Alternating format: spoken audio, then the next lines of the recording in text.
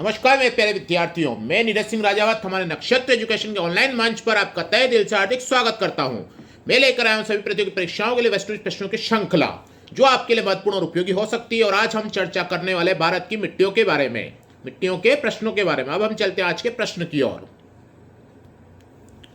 गंगा के जलोढ़ मिट्टी की भूमि सतह के नीचे लगभग गंगा के जलोढ़ मिट्टी की भूमि सतह के नीचे लगभग 600 मीटर है, 800 मीटर है, 6000 मीटर है, 1000 मीटर है। हमारा आंसर होगा 600 मीटर। अब चलते हैं अगले प्रश्न की ओर। मृदा अपरदन रोका जा सकता है। मृदा अपरदन रोका जा सकता है अधिचराई द्वारा, वनस्पति उन्मूलन द्वारा, पक्षी संख्या में वृद्धि द्वारा, वन रोपण द्वारा। मृदा अपरदन रोका जा सकता है अधिचराई द्वारा, वनस्पति उन्मूलन द्वारा, पक्षी संख्या में वृद्धि द्वारा, वन रोपण द्वारा। हमारा आंसर होगा वन रोपण द्वारा। अब चलते हैं अगले प्रश्न की ओर। लेटेराइट मिट्टी का प्राधान्य है। लेटेराइट मिट्टी का प्राधान्य है बकेलखंड में, कोरोमंडल तटीय प्रदेश में, बुंदेलखंड में, मालाबार तटीय प्रदेश में। लेटेराइट मिट्टी का प्राधान्य है बकेलखंड में, कोरोमंडल तटीय प्रदेश में, बुंदेलखंड में, मालाबार तटीय प्रदेश में। हमारा आंसर होगा मालाबार तटीय प्रदेश में। अब चलते हैं अगले प्रश्न की ओर। गंगा के मैदान की पुरानी कछारी मिट्टी कहलाती है। गंगा के मैदान की पुरानी कछारी मिट्टी कहलाती है बागर, खादर, तराई, पामर। हमारा आंसर होगा बागर। अब चलते हैं अगले प्रश्न की ओर, और इसी तरह से हमारी श्रृंखला चलती रहेगी। निम्नांकित अपरदन के प्रकारों में से किसके कारण चंबल के खड़क बने हैं? निम्नांकित अपरदन के प्रकारों में से किसके कारण चंबल के खड़क बने हैं? क्षुद्र सरिता, आस्टर, आस्फालन, अवनालिका। हमारा आंसर होगा अवनालिका। अब चलते हैं अगले प्रश्न की ओर, और इसी तरह से हमारी श्रृंखला चलती रहेगी। मकरेला मिट्टी किसका परिणाम होता है? मकरेला मिट्टी किसका परिणाम होता है? लोएस्ट के निक्षेप, लगातार वनस्पति आवरण, नित्रन लीचिंग, जलोढ़ के निक्षेप। मकरेला मिट्टी किसका परिणाम होता है? लोएस्ट के निक्षेप, लगातार वनस्पति आवरण, नित्रन लीचिंग, जलोढ़ के निक्षेप। हमारा आंसर होगा नित्रन लीचिंग। अब चलते हैं अगले प्रश्न की ओर। किस किस्म की मिट्टी में जिप्सम का प्रयोग करके उसे फसल उगाने के उपयुक्त बनाया जाता है? किस किस्म की मिट्टी में जिप्सम का प्रयोग करके उसे फसल उगाने के लिए उपयुक्त बनाया जाता है? अम्लीय, क्षारीय, जलाक्रांत। जिस मिट्टी में मटियार की मात्रा अधिक हो। हमारा आंसर होगा अम्लीय। अब चलते अगले प्रश्न की ओर।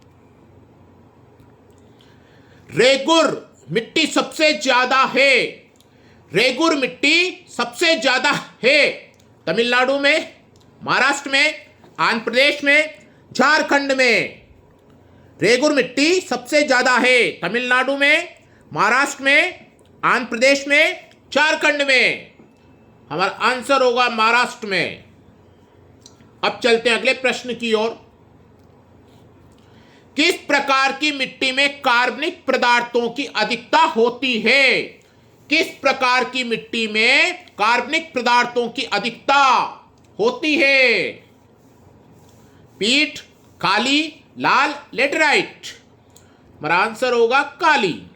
काली मिट्टी में कार्बनिक पदार्थों की अधिकता होती है। अब देखते हैं अगला प्रश्न। गंगा के मैदानों की पुरानी कछारी मिट्टी कहलाती है। गंगा के मैदानों की पुरानी कछारी मिट्टी कहलाती है रेगुड़, बागर, कल्लर, खादर। हमारा आंसर होगा बागर। अब चलते अगले प्रश्न की ओर। भारत के सर्वाधिक क्षेत्र पर किस प्रकार की मिट्टी का विस्तार पाया जाता है? भारत के सर्वाधिक क्षेत्र पर किस प्रकार की मिट्टी का विस्तार पाया जाता है? काली, जलोढ़, लाल, लेटेराइट। हमारा आंसर होगा जलोढ़। अब चलते हैं अगले प्रश्न की ओर। निम्नलिखित राज्यों में से किसमें भारत की सबसे बड़ी अंतर्देशीय लवणीय आय भूमि है? निम्नलिखित राज्यों में से किसमें भारत की सबसे बड़ी अंतर्देशीय लवणीय आय भूमि है? गुजरात, राजस्थान, हरियाणा, मध्य प्रदेश। हमारा आंसर होगा राजस्थान। अब देखते हैं अगला प्रश्न, और इसी तरह से हमारी श्रृंखला चलती रहेगी, आप आनंद लेते रहें। रेगुर नाम है काली मिट्टी का, लेटेराइट मिट्टी का, कछारी मिट्टी का, लाल मिट्टी का। रेगुर नाम है काली मिट्टी का, लेटेराइट मिट्टी का, कछारी मिट्टी का, लाल मिट्टी का। हमारा आंसर होगा काली मिट्टी का। अब चलते हैं अगले प्रश्न की ओर। लेटेराइट मिट्टी प्रमुखतया रूप में पाई जाती है। लेटेराइट मिट्टी प्रमुखतया रूप में पाई जाती है बकेलखंड में, कोरोमंडल तटीय क्षेत्र में, मालाबार तटीय क्षेत्र में और बुंदेलखंड में। हमारा आंसर होगा मालाबार तटीय क्षेत्र में। अब देखते हैं अगला प्रश्न। भारत के उत्तरी मैदान की मृदा सामान्यतः कैसी बनी है? भारत के उत्तरी मैदान की मृदा सामान्यतः कैसी बनी है? तलावचन से, स्वास्थाने चयन से द्वारा, अपर्दन द्वारा, तलोच्चलन से। हमारा आंसर होगा तलोच्चन से। अब देखते हैं अगला प्रश्न। किस मिट्टी का निर्माण बेसाल्ट चट्टानों के विखंडन से हुआ है? किस मिट्टी का निर्माण बेसाल्ट चट्टानों के विखंडन से हुआ है? लाल मिट्टी, जलोढ़ मिट्टी, लेटेराइट मिट्टी, काली मिट्टी। किस मिट्टी का निर्माण बेसाल्ट चट्टानों के विखंडन से हुआ है? लाल मिट्टी, जलोढ़ मिट्टी, लेटेराइट मिट्टी, काली मिट्टी। हमारा आंसर होगा काली मिट्टी। अब चलते हैं अगले प्रश्न की ओर।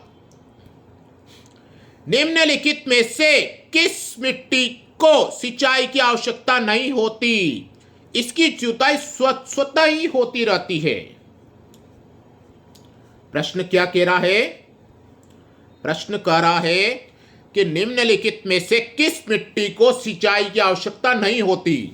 इसकी जुताई स्वतः ही होती रहती है। काली मिट्टी, जलोढ़ मिट्टी, लेटेराइट मिट्टी, लाल मिट्टी। हमारा आंसर होगा काली मिट्टी। अब चलते हैं अगले प्रश्न की ओर। प्रायद्वीपीय भारत में क्षेत्रीय मृदा के निम्न प्रकारों में कौन सा है? निम्न प्रकारों में से कौन सा है? प्रायद्वीपीय भारत में क्षेत्रीय मृदा के निम्न प्रकारों में से कौन सा है? खारी मृदा, जलोढ़ मृदा, लाल और पीली मृदा, वन मृदा। हमारा आंसर होगा लाल और पीली मृदा। अब देखते हैं अगला प्रश्न। इसी तरह से हमारी श्रृंखला का आनंद लेते रहे आप। भारतीय कृषि अनुसंधान परिषद के अनुसार भारत में कितने प्रकार की मिट्टियां पाई जाती है? भारतीय कृषि अनुसंधान परिषद के अनुसार भारत में कितने प्रकार की मिट्टियां पाई जाती है? 8, 6, 5, 4। हमारा आंसर होगा 8। अब चलते हैं अगले प्रश्न की ओर। भारत के उत्तरी मैदान में किस मिट्टी का विस्तार अधिकतम है? भारत के उत्तरी में भारत के उत्तरी मैदान में किस मिट्टी का विस्तार अधिकतम है? लाल मिट्टी, लेटेराइट मिट्टी, काली मिट्टी, जलोढ़ मिट्टी। हमारा आंसर होगा जलोढ़ मिट्टी। अब देखते हैं अगला प्रश्न, और इसी तरह से हमारी श्रृंखला का आनंद लेते रहे आप। नवीन जलोढ़ मिट्टी को अन्य किस नाम से जाना जाता है? नवीन जलोढ़ मिट्टी को अन्य किस नाम से जाना जाता है? बागर, रेगुर, खादर, कल्लर। हमारा आंसर होगा खादर। अब देखते हैं अगला प्रश्न। पुरानी जलोढ़ मिट्टी को अन्य किस नाम से जाना जाता है? रेगुर, कल्लर, बागर, खादर। हमारा आंसर होगा बागर। अब चलते अगले प्रश्न की ओर। निम्नलिखित में से किस प्रकार की मिट्टी के लिए न्यूनतम उर्वरक की आवश्यकता होती है? काली मिट्टी, जलोढ़ मिट्टी, लाल मिट्टी, लेटेराइट मिट्टी। निम्नलिखित में से किस प्रकार की मिट्टी के लिए न्यूनतम उर्वरक की आवश्यकता होती है? काली मिट्टी, जलोढ़ मिट्टी, लाल मिट्टी, लेटेराइट मिट्टी। हमारा आंसर होगा जलोढ़ मिट्टी। अब चलते अगले प्रश्न की ओर। जलोढ़ मिट्टी में जब बालू के कणों और चीका की मात्रा लगभग बराबर होती है तो उसे क्या नाम दिया जाता है? जलोढ़ मिट्टी में जब बालू के कणों और चीका की मात्रा लगभग बराबर होती है तो उसे क्या नाम दिया जाता है? रेह, कल्लर, दोमट, रेगुर। हमारा आंसर होगा दोमट। अब चलते हैं आज के अंतिम प्रश्न की ओर। भारत में पाई जाने वाली कौन सी मिट्टी क्रेस्टिशियस युग में दरारी उद्भेदन से निष्पेक्षित पदार्थों से बनी है? लेटेराइट, लेटेराइट मिट्टी, काली मिट्टी, क्षारीय मिट्टी और बुलई मिट्टी। हमारा आंसर होगा काली मिट्टी। ये थी हमारी आज की प्रश्नों की श्रृंखला। हम फिर मिलेंगे नए प्रश्नों के साथ। धन्यवाद।